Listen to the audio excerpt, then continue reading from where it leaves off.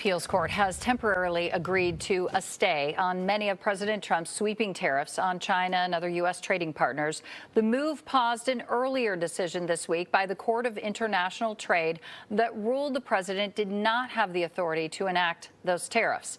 Joining us now, attorney Reilly Stephens, part of the legal team that helped argue a case against the Trump tariffs brought by several businesses, small businesses. Good morning. Thank you for joining us. Good to be here. Let's talk about the lawsuit first. It seems our country's checks and balances, I mean, I'm not an attorney, but it seems it would mean that the person who makes the decision on actions should not also be the person who determines the state of emergency, which is what the president has leaned on in enacting these tariffs. What is the law governing this?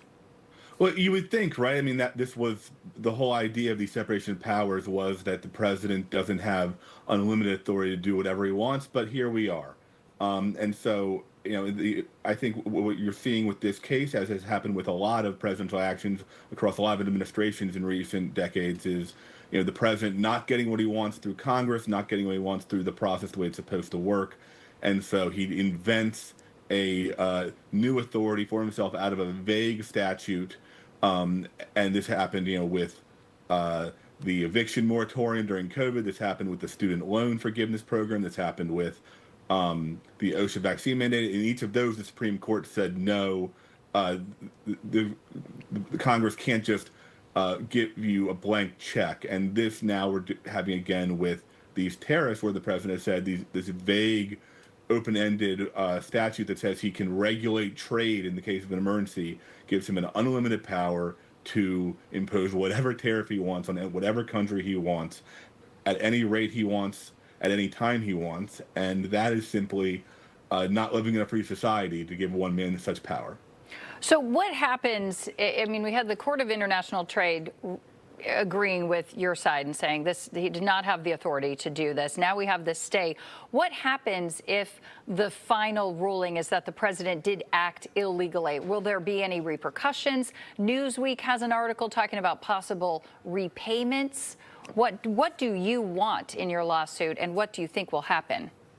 Well, what we want is for this tariff policy to be declared unconstitutional, which it is, and which the Court of International Trade said it is, and put a stop to these tariffs. Now, the technical questions as to exactly who and when people who have already paid can get refunds, that could depend on individual cases. I don't want to speak to that. But, you know, in principle, the way the court wrote its decision, and we think it was correct, was that these tariffs are legal, were legal from day one, and are continuing to go legal now. What the Court of Appeals did was it simply stayed that decision for a short time, for a limited time, while they consider the situation. They haven't actually been granted the government stay. They simply did a temporary administrative stay while they consider the stay, right? And so the Court of Appeals is simply saying, give us a moment to read all this. They just got this the other day. And so that's we're not concerned at all about that. We're happy we're currently drafting our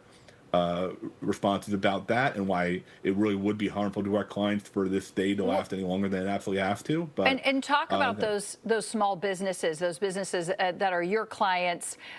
Would they ask for any sort of repayment, reimbursement on the harm that's been created, financial harm in particular? So we have asked in our complaint, we asked for a return of the tariffs paid as part of the relief we're asking for. Exactly what we get in the end will be up to the court. Okay, certainly an ongoing issue.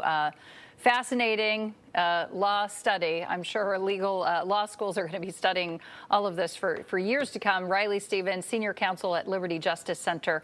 Thank you so much.